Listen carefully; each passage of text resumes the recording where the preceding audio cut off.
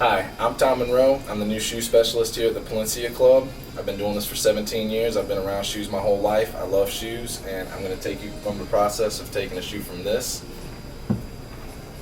to this. Perfect. All right. So what's the first process there, Tom? The first step in the process is to take a nice brush and scrub the bottom of the shoes, getting out all the loose debris, the dirt, all the rocks, everything that you need to get out of there that doesn't belong on there. Okay. Then the next step is to clean the uppers just as good. You need to really have them nice and clean before you move to the next step. Awesome. Okay. And then in the next step, what would that consist of? The next step is taking a deglazing fluid and really getting in there where there's scratches and different places that the dirt didn't come out, any kind of scuffs that didn't come off with the brush. You really want to get in there really good and get this leather as smooth as possible for the next step. Nice. Okay. And is that key as well, so that the next process can actually adhere to the shoe as well? Absolutely. Okay. Perfect. So the next step in the process is taking a refinisher. You put the refinisher on there. I like to use my finger just because I like the feel of it. And you get it in the cracks, you get it in all the scratches, and it really covers them up very good, and it kind of hides any imperfections in the leather.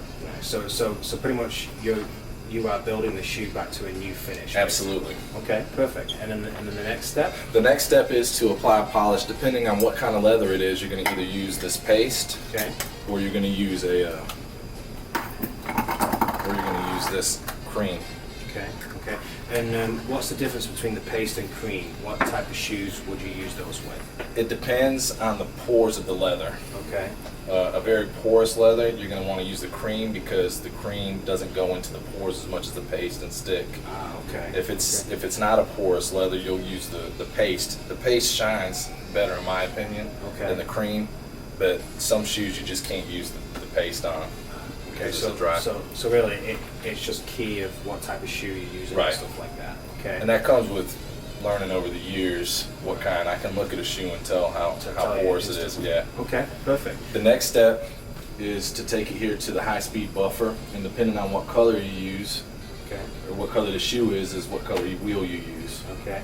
And why do you use this process? What's the thinking behind that? This right here is going to get off all the excess wax, all the excess polish, everything else, and it helps buff it to a high shine.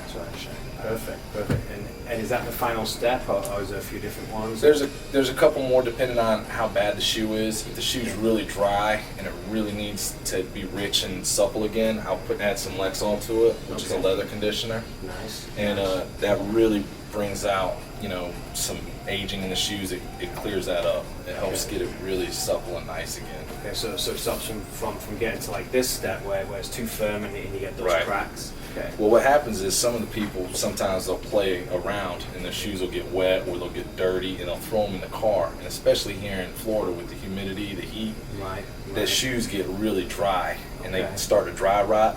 Then you get these cracks like you see, and then also sometimes the receptacles will start to dry rot in there. So when you try to put the spikes in, the whole receptacle and everything will turn. So the shoes are ruined at that point. Right. Okay, perfect.